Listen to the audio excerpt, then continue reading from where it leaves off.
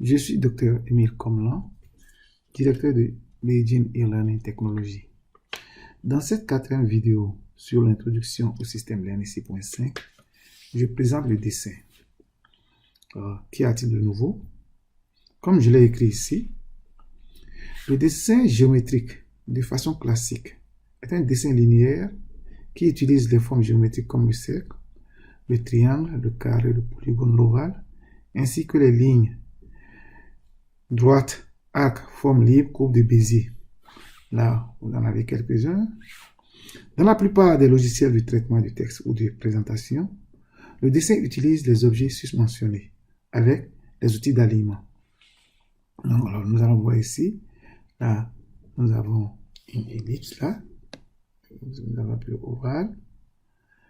Avec ce point, je définis la ligne de pointillé. Alors, donc, je peux là, nous allons prendre la ligne en pointillé en rouge, pour que ce soit bien clair. Très bien. Là, nous avons la courbe de Bézier que j'appelle la courbe des scientifiques. Alors, les points de contrôle que vous voyez là permettent de modifier la forme de la courbe. Alors, donc, on va faire ceci, on va voir ce que ça va donner. Voilà, vous voyez. Alors, donc, en fait, ce sont des tangentes. Hein. Alors, donc, vous avez ici les tangentes. Là, vous avez un point d'inflexion. Là, vous avez un point de rebroussement. Là, un point anguleux. Voilà. Alors, je vais sélectionner aussi le rectangle et le polygone. Alors, nous allons grouper. Je clique sur les grouper. Alors, donc, le dessin groupé, c'est fini. Alors, je peux dissocier en cliquant sur ce bouton-là, dissocier, et utiliser un groupage partiel qui est combiné. Alors là, vous voyez, c'est aussi un groupage, mais où les objets gardent leur indépendance relative. Je peux toujours, en fait, modifier la position des éléments et puis travailler sur les éléments. Alors, les logiciels de géométrie non seulement ont simplifié le dessin géométrique, mais aussi ils en ont élargi la notion grâce à l'utilisation des transformations géométriques et d'autres outils de la géométrie analytique. Ils ont toutefois ignoré les outils de groupage et d'alignement qui n'ont aucune importance dans leur environnement du travail. Alors, là, nous avons un petit montage. Nous allons utiliser, nous allons faire un alignement là. Alors, donc, un alignement bas, bas, et puis centré. Alors, je vais sélectionner ceci. Ceci aussi. Alors, on va donner une couleur rouge. Alors, je vais mettre le poids. Très bien. Là, nous avons les transformations géométriques qui sont utilisées. En fait, rotation, translation. On le voit là. Alors, je vais toujours voir les flèches là. Ensuite, vous pouvez remarquer le lieu géométrique du sommet du triangle là. Alors, de ce sommet, j'allais dire. Alors, je peux aussi afficher le lieu géométrique du triangle, en fait, les positions occupées par le triangle. Je vais afficher 6 positions là, 6 différentes positions. Voilà. Là aussi, c'est cette variable indépendante qui est responsable du mouvement de cette courbe libre. Je les sélectionne. Là, je vais afficher 12 positions. Très bien. Alors, dans les applications de la suite Learning 6.5, dans le logiciel classe 6.5 que j'utilise actuellement, le dessin non seulement combine tous les aspects du dessin issus des logiciels de traitement du texte et de géométrie, mais aussi prend en compte les montages expérimentaux, le dessin intelligent tel que nous le faisons au tableau et bien plus. Le tout avec une logique à la fois naturelle et intelligible. Alors, ici j'ai une petite tâche à accomplir. Alors, il s'agit de dessiner un losange de 15 cm, de 15 mm plutôt de côté, dont l'un des côtés est sur le prolongement de BA là, et un autre sur le côté AC. Alors, donc, qu'est-ce que je fais? Je clique directement sur l'outil droite. Alors, donc, je vais directement au point A, n'est-ce pas? Voilà, le point A. Et comme je le fais au tableau, j'essaie de prolonger en restant, en faisant l'effort d'être un peu à la parallèle là. Et puis bon, voilà. Ouais, j'ai l'information comme quoi je suis en train de prolonger un segment de droite. Puis c'est bien ce que je veux, donc je lâche. Alors, donc, à part des propriétés, je vais régler la taille à 15 mm. Ensuite, maintenant, je dois tracer une parallèle à AC, passant par ce point.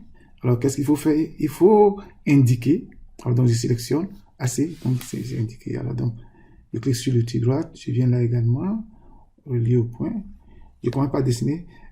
Comme je le fais au tableau, donc, en faisant l'effort d'être un peu à la parallèle, dès que le logiciel remarque ça, donc, il y a l'affichage comme quoi vous êtes en train de dessiner quelque chose. Une ligne parallèle à la ligne en suivant. C'est ce que je veux, donc je lâche.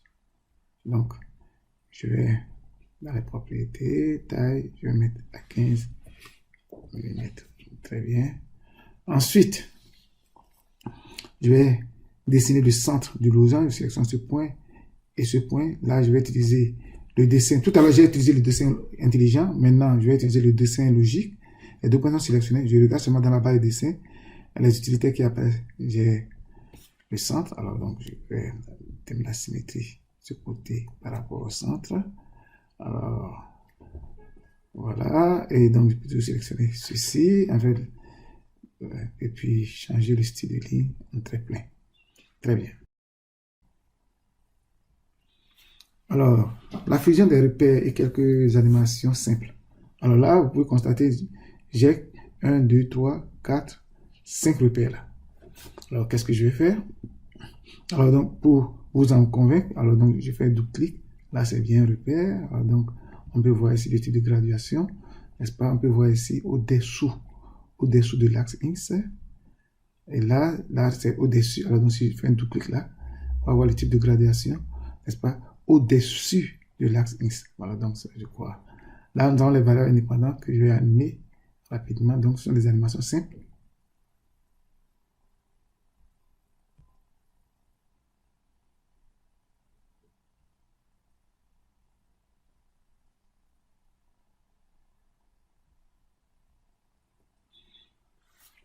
Très bien. Alors, pour un certain nombre de raisons, je peux décider de transférer les données d'un repère dans un autre, ou bien de plusieurs repères dans un autre. Alors, nous allons le faire. Alors, là, je viens de ce niveau-là, le point de fusion. Alors, je vais rester en mode continu.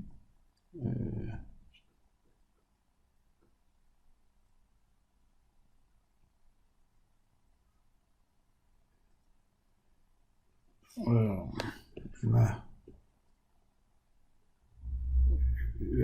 attention, là, je ne l'ai pas fait, je vais plutôt, c'est bien, le point là. Alors là, le point, je viens là, je fais la même chose.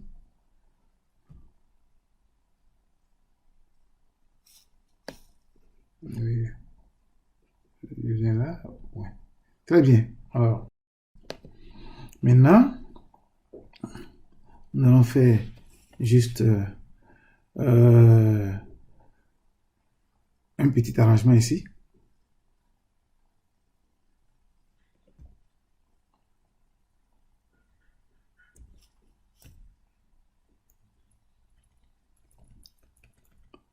Alors là, je vais prendre ceci. Je vais l'amener quelque part là, ceci là, voilà. Ici à ce niveau-là, comme ça. Maintenant, les boutons d'animation là, ceci. Et puis, ceci, attention, je vais arrêter ça comme ça. C'était 3. Alors,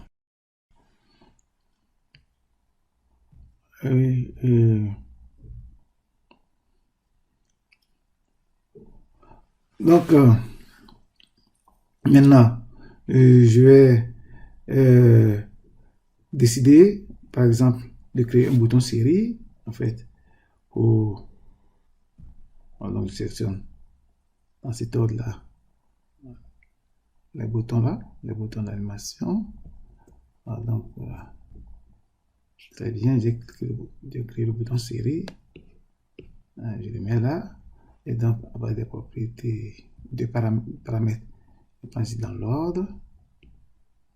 Et si je devrais avoir... là, j'ai animé. Je vais animer ça donc rapidement là. Oui, c'est juste si je devais avoir un truc comme ceci, alors donc c'est bien ça. Je le remets à 0, ça voilà. Alors donc, si j'anime, j'aurai un truc comme ceci dans l'ordre.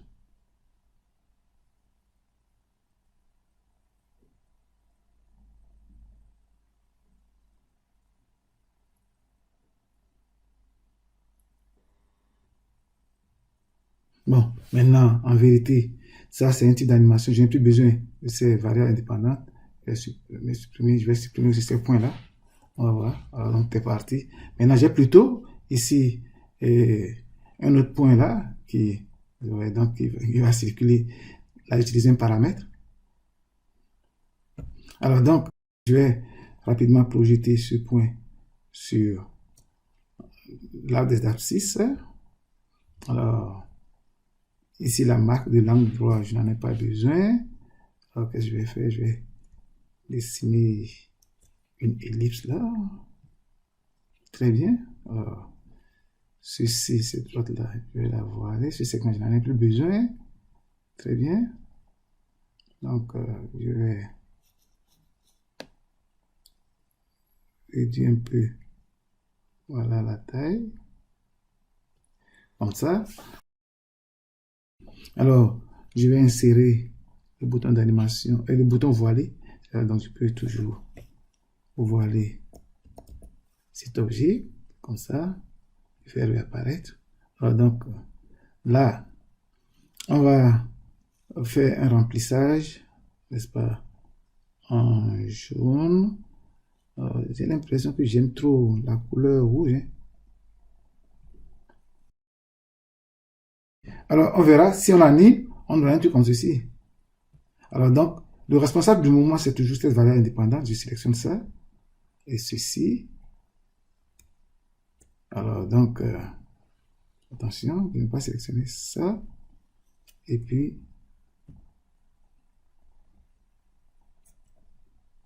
qu'est-ce qui arrive là? J'ai des difficultés pour sélectionner, non? Voilà, c'est sélectionné. Et donc, je génère. On prend 41 là. On va voir ce que ça donne. Donc, regardez, très bien.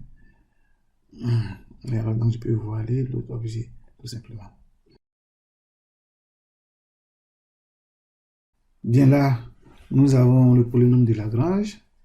Alors, donc, disons, la formule d'interpolation ici est énoncée. Et alors, nous allons voiler ça. Et puis, on va voir que, en fait, attention, j'ai voilé là.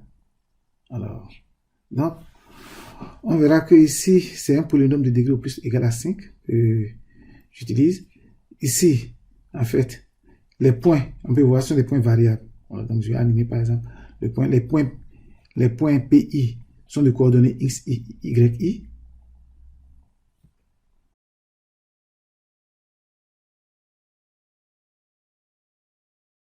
Je peux voiler, voilà, cette courbe, en fait, ce polynôme de Lagrange, c'est un polynôme, on verra. Je vais dans les paramètres, on va voir, très bien, c'est le polynôme Lagrange avec les coefficients sont A5, A4, A3, A2, A0. Donc, on va voir A5 par exemple, ce coefficient Lagrange, donc ce qui est mis là-dedans. Donc, A5 dépend de X, Y, voilà. le I variant de 1 à 5. Très bien. Bien là, nous avons les montages expérimentaux. Et je vais animer ceci. On va voir. Alors, j'ai affiché.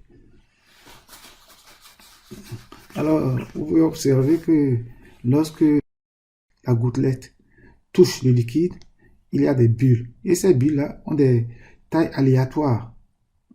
Donc, taille aléatoire, voilà.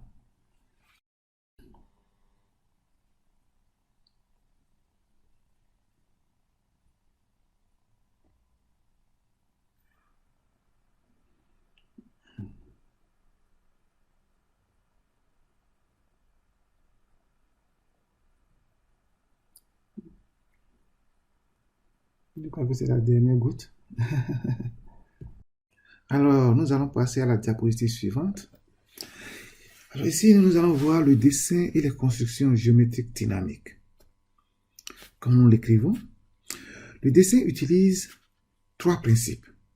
Le dessin logique, le dessin intelligent et les propriétés d'objets. Il est accompli sur la base des éléments du plan, des transformations géométriques, des outils de laboratoire et du concept d'animation utilisant des variables indépendantes et fonctionnelles. Alors, nous essaierons d'expliquer cette conception révolutionnaire du dessin par quelques illustrations. Alors, d'abord, je vais commencer par activer les petits affichages des points de contrôle. Alors, nous allons dessiner une droite. Alors, rappelez-vous, nous dessinons juste un segment de droite, n'est-ce pas, pour représenter une droite. C'est ce que je fais. Alors, dès que la droite est dessinée, remarquez qu'il y a des utilités qui apparaissent dans la barre de dessin. Alors, ça, je vais cliquer sur l'utilité longueur. Donc, ça me donne la longueur du segment AB. Donc, je viens de faire du dessin logique. Alors, tout segment de droite, comme nous le savons, peut être considéré comme un repère de la droite.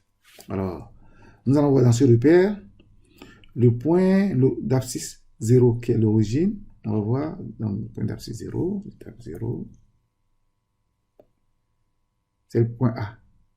Ensuite, le point d'abscisse 1, c'est le point B. Alors, dans le système français, nous avons l'habitude de représenter un vecteur unitaire par une flèche. Donc, ce que je vais faire, on peut ajouter juste flèche là comme ça. Alors, donc, nous avons un point B qui est l'extrémité et un point A qui est l'origine. Alors là, nous allons sélectionner maintenant un point du repère. Donc, encore du dessin logique, dessiner un point du repère. Là, le point dessiné, je vais afficher son abscisse. Là, encore du dessin logique. Alors, nous allons maintenant, je vais déplacer ce point-là. Regardez, il y a en fait les valeurs de l'abscisse qui changent. Je vais coincer quelque part là. Ensuite, nous allons faire du dessin intelligent. Alors, je vais plutôt, avant faire, d'abord définir une variable fonctionnelle, une variable indépendante, j'allais dire, de moins 3 à 3, comme ça. Donc, avec une valeur initiale 0.3. Très bien. Ensuite, je vais renommer cette variable indépendante V. On l'a renommée comme ça, V. Je vais lui donner n'importe quel nom V. Ça va. Alors, dans ce repère AB, nous allons dessiner le point M d'abscisse V. Alors, donc, le point M d'abscisse V, c'est là. Donc, c'est le point M là. On va le nommer M. Le point M. Très bien. Alors, Maintenant, du dessin intelligent, je vais dessiner une perpendiculaire au segment AB en ce point M. Voilà, donc, perpendiculaire. En fait, je n'ai pas besoin de la marque de la perpendicularirité. Je peux juste voiler ça. Alors, nous allons maintenant dessiner un repère centré en extrémité passant par M. Je dis un repère, un cercle, j'allais dire, un cercle. Très bien dessiner un cercle.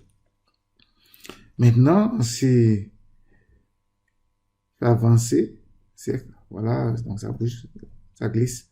Alors, nous pouvons prolonger, en fait, ce segment de droite, comme ceci. Alors, donc, je vais prolonger le segment de droite là. Là aussi, très bien. Maintenant, nous allons définir une variable fonctionnelle. Attention, avant de définir la variable fonctionnelle, j'ai besoin du rayon, en fait, pour l'activité. Je dois afficher le rayon, très bien le rayon du cercle. Maintenant, une variable fonctionnelle, qui est quoi? Très bien, moins V, que multiplie AB sur R. Alors, donc, V, c'est quoi? V, c'est tout simplement la variable indépendante.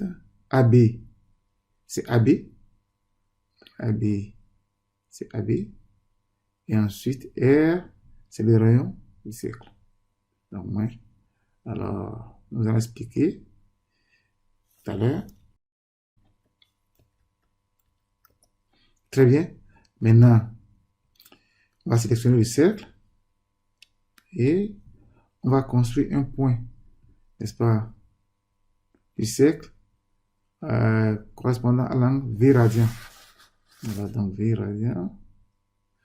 Alors, donc, je vais sélectionner ça et je vais le lier par un segment de droite. Ensuite, je vais faire une rotation de 120 degrés. Alors, ensuite, une seconde rotation.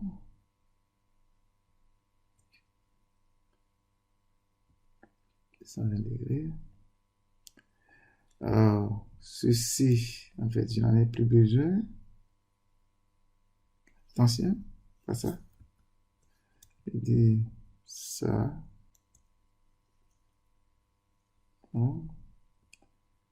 Je n'en ai plus besoin ce point-là. C'est moi que j'ai ça aussi. Je vais voiler ça. Donc, je n'ai pas besoin. Très bien. Le point M. Bon, on n'en a plus besoin. Donc, pour la construction, il fallait définir une variable comme ceci. Alors, vous voyez, il y a un row. Alors, donc, si je définissais par exemple un vecteur, le vecteur BC, du section point B, point C. Alors, donc, on va appliquer la translation des vecteurs, n'est-ce pas, à la roue et aux trois rayons. Comme ça. Et je sélectionne, puisque j'ai déjà défini un vecteur V, dans la liste, c'est le seul vecteur que j'ai défini. On peut voir, c'est là. Donc, le vecteur V. Alors, là, oui, je vais toujours, en fait, agrandir très bien. Et donc, si je pas la valeur minimale est celui-là, et si j'anime, donc j'ai un truc comme ça, je peux toujours accélérer, accélérer, accélérer, accélérer, accélérer. Alors, donc tout à l'heure, j'ai défini une variable V, n'est-ce pas, pour avoir le résultat là. Alors, nous allons voir ici la construction d'une ellipse. Nous allons commencer par animer.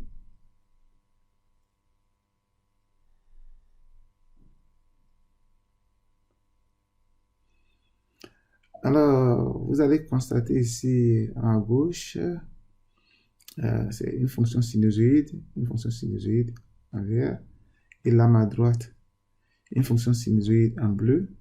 La combinaison de ces deux fonctions-là, nous donne le résultat suivant, qui est en fait l'hélice qui est en train d'être dans la trace, hein, est en train d'être mise en exergue.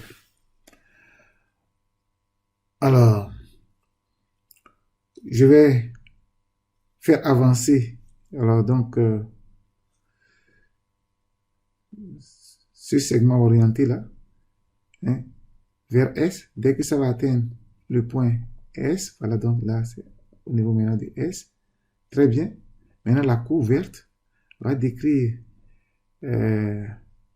aussi une ellipse exactement comme le point P là. Donc voilà. Donc,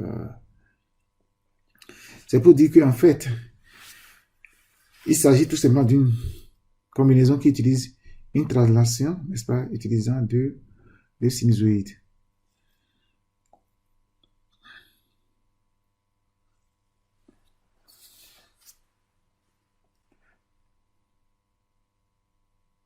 Alors,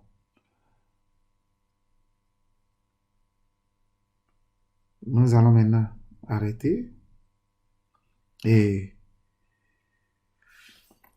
nous allons juste effacer les traces. Alors, moi, j'en ai plus besoin. Celui-ci aussi, je sélectionne ça, ça. Et je peux ajouter par exemple le bouton afficher voilé comme ça.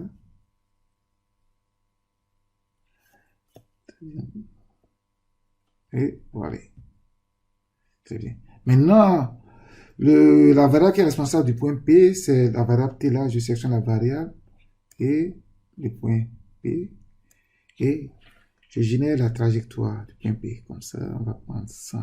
On est en train de descendre.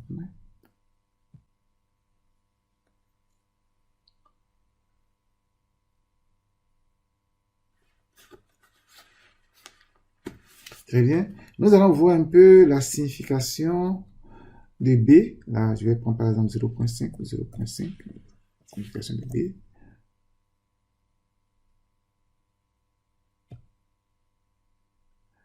Ensuite, la signification de C. Attention, la signification de C. Nous allons prendre, je vais prendre dans un premier temps 0.5. Je vais prendre deux fois 0.5. Je vais prendre 0.5. On va voir ce que ça donne.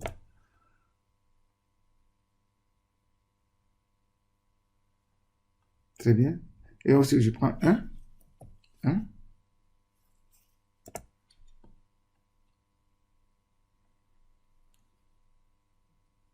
Voilà. Alors,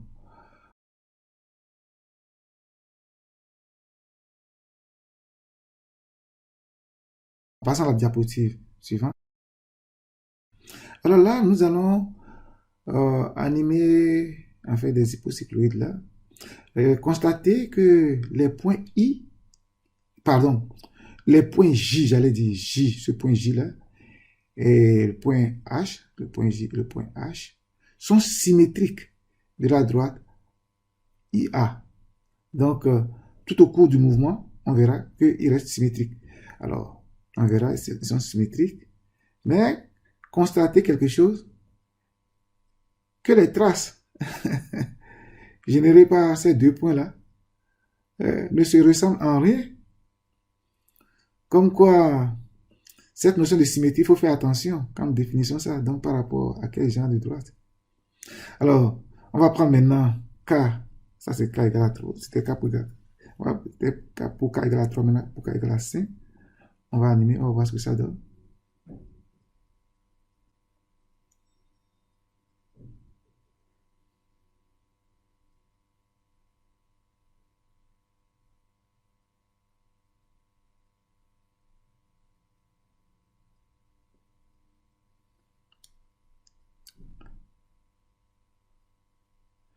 Alors, on va voir pour K égale à 2. Oui, K égale à 2. K égale à 2. Alors là, c'est intéressant. On verra que le point J décrit un segment, alors que le point H décrit toute une autre courbe là. Il n'y a rien de semblable là. Alors, c'est aussi là l'intérêt d'une animation. Très bien. On va passer à la diapositive suivante. Ici, nous allons faire une animation. Nous allons animer ici. Donc, la description, c'est quoi?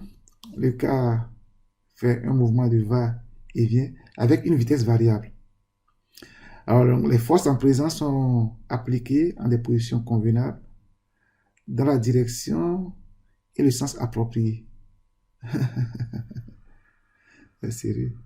Alors, on peut remarquer que sur un même domaine, donc, il y a cette accélération et bientôt cette décélération jusqu'à la fin. Donc, c'est extraordinaire.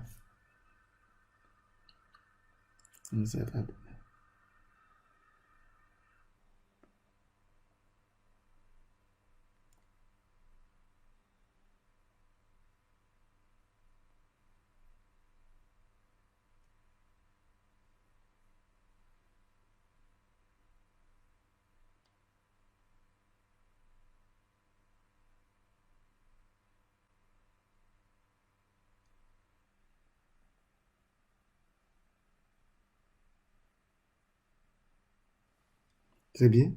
Alors là, je vais ajouter une page blanche, je vais compléter quelque chose là.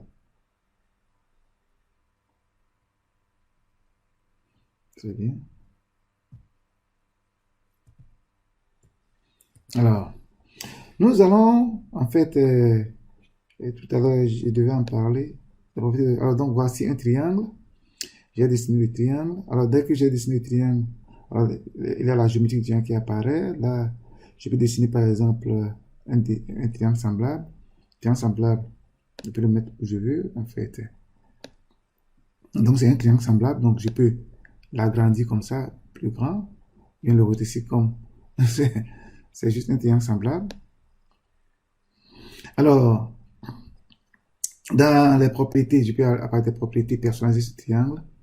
Alors, par la donnée de trois côtés, comme vous le voyez, ou bien par la donnée de deux côtés et d'un angle au sommet, ou bien par la donnée d'un côté et de deux angles au sommet. Toutes les conditions sont là.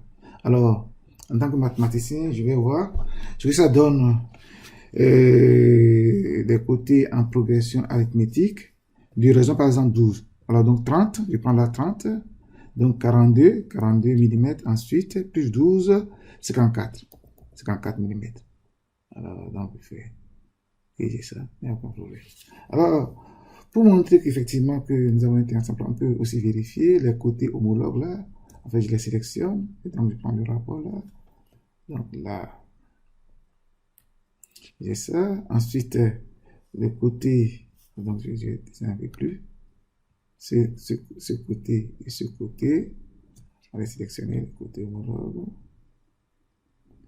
Ensuite, ce côté et ce côté.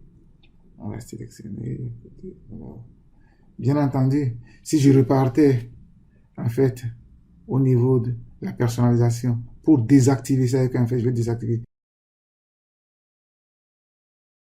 J'ai le droit de faire varier ça met comme je veux, donc il n'y aura jamais de problème.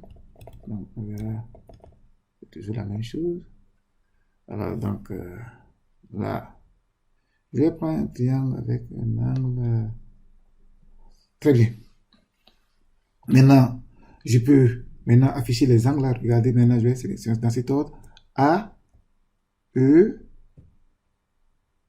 et puis B. Alors donc AEB, donc c'est l'angle EAEB.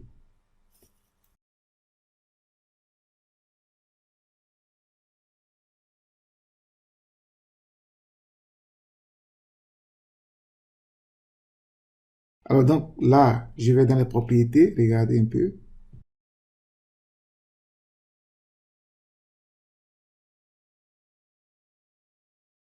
Je vais désactiver cette mesure-là inférieure, donc entre 0 et 360. C'est un plus convé. Assujetti entre moins 80, moins 180, 180. Alors donc vous voyez, donc j'ai ça. Maintenant, je peux aller, c'est cette valeur-là en radian, ou bien en pi radian, pourquoi pas. Donc je peux toujours afficher la même valeur en pi radian. Je peux toujours sélectionner, n'est-ce pas? Et donc on va encore afficher une dernière fois ceci. Alors là, je vais prendre maintenant l'option Alors donc, mesure négative. Alors donc, on verra les mesures négatives dans le sens horaire, comme ça. Attention, on a ça. Mais là, je vais plutôt prendre ceci maintenant en radian. Alors, en radian, donc on peut afficher en différentes mesures, il n'y a aucun problème. Et si je vais dessiner le cercle inscrit dans ce triangle semblable, c'est assez simple, n'est-ce pas? Le cercle circonscrit à ce triangle, voilà, donc c'est aussi simple. Et puis l'aire de ce triangle, c'est là.